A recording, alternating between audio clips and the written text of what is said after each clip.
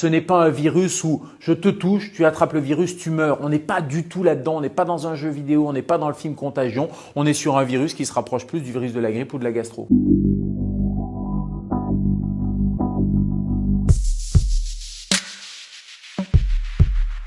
C'est un coronavirus. Corona, ça veut dire qu'il y a une couronne. Donc c'est la forme de ce virus. C'est pas un mystérieux virus chinois comme on l'entendait au début. Il n'est pas mystérieux parce qu'on a sa carte génétique. Ce n'est pas une bactérie, c'est un virus. Il mute et c'est pour ça qu'il fait peur. Et au début, les collègues chinois se sont un peu inquiétés parce qu'ils ont vu qu'il avait une forte mortalité. Mais plus le temps a passé, plus on s'est aperçu qu'il n'était finalement pas si méchant que ça.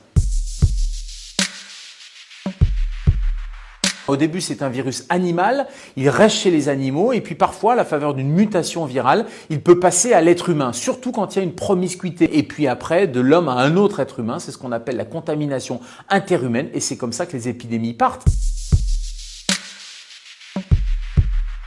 Je vous prends juste un exemple. Le virus de la gastro-entérite, il va rester 2 mois sur un objet. Le virus du coronavirus, en fonction de la matière, du plastique, du métal, c'est entre quelques heures jusqu'à 4 ou 5 jours. En tout cas, si vous recevez un objet de Chine, le temps de transport, de stockage, de fabrication, etc., il n'y a pas de risque.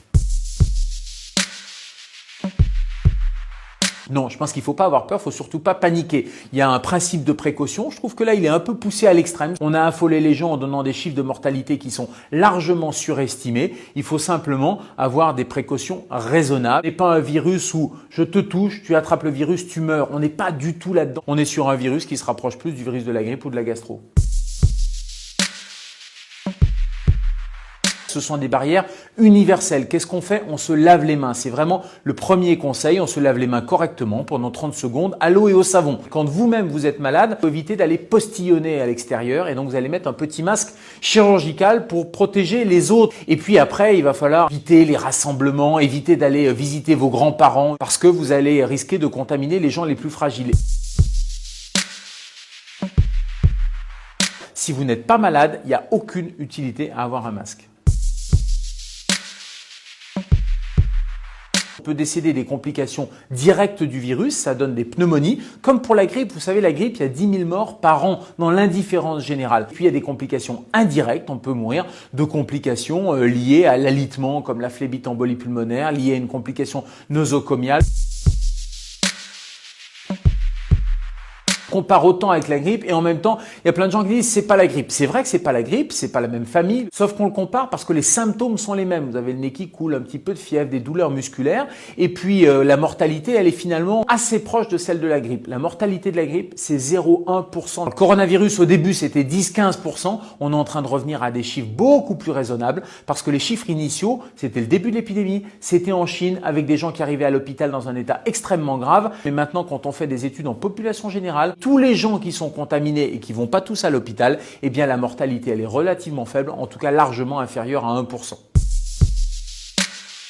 Une fois qu'on a le virus, on a, comme toute maladie infectieuse, des anticorps qui vont être produits par l'organisme et ces anticorps-là, ils vont nous immuniser. Ça veut dire qu'ils vont, dès qu'il y a une autre contamination, ils vont tout de suite attaquer le virus. Sauf que on a vu des cas rares, mais des cas qui existent de recontamination. Alors, est-ce que nos tests n'étaient pas fiables? Parce qu'on n'était pas capable de détecter de petites quantités du virus. Deuxième hypothèse, est-ce que le virus dormait dans l'organisme et puis s'est réveillé? La troisième, c'est qu'on peut très bien se recontaminer avec une souche légèrement différente. C'est ce qui arrive avec la grippe. Vous êtes vacciné contre la grippe, mais vous allez attraper une autre forme de grippe. Il y a des chercheurs américains, des épidémiologistes, qui sont même en train de dire que c'est en train de devenir une maladie saisonnière. Le coronavirus, on estime que 70% de la population aurait une cicatrice sérologique, c'est-à-dire aurait eu un contact à un moment donné avec le coronavirus. Mais j'allais dire c'est la bonne nouvelle parce que ça va passer inaperçu chez l'immense majorité des gens qui vont être en contact, qui vont s'immuniser et seuls les plus fragiles risquent d'avoir des complications. Les enfants attrapent beaucoup le coronavirus, mais ils l'attrapent de manière peu grave, peu symptomatique. Ils ont simplement le nez qui coule, voire ça passe complètement inaperçu. Et toutes les études chinoises, et on commence à avoir un petit peu de recul, montrent qu'il y a 0 complication et 0 décès. On ne peut pas prédire avec précision la fin de l'épidémie, mais on sait que ça a duré quelques semaines en Chine. On voit très clairement que les cas maintenant redescendent et on sait surtout que comme toutes les épidémies, ça évolue en plusieurs phases. Après la phase 3, le fameux stade 3 avec le pic épidémique, on va avoir une décrue. On va avoir un élément aussi intéressant, c'est le réchauffement puisqu'on arrive au printemps et il est probable que ce type de virus, comme les autres virus hivernaux, diminue. Donc j'espère grandement qu'à l'arrivée des beaux jours, vous pourrez vous faire la bise. Ceci dit, les mesures préventives, elles sont valables tout le temps pour tous les virus.